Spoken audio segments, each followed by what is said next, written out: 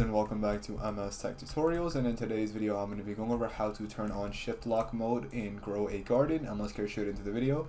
So by default the keybind should be your left shift, so go ahead and look for the left shift button on your keyboard. It should be under caps lock.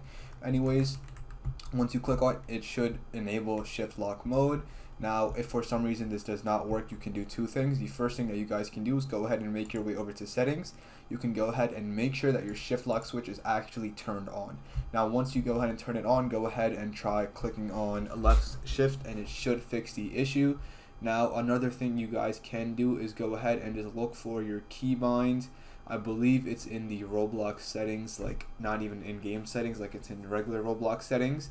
So you're gonna have to leave from here, but you can go ahead and try changing the keybind for your shift lock, what it should be.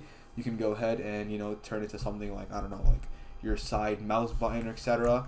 But anyways, these are the two things you can do. This main important thing is just make sure you have shift lock switch turned on, and then you can go ahead and change that from there. So yeah, that is it for the video. Thank you guys for watching. Make sure to give the video a thumbs up, subscribe to the channel, and have a great day.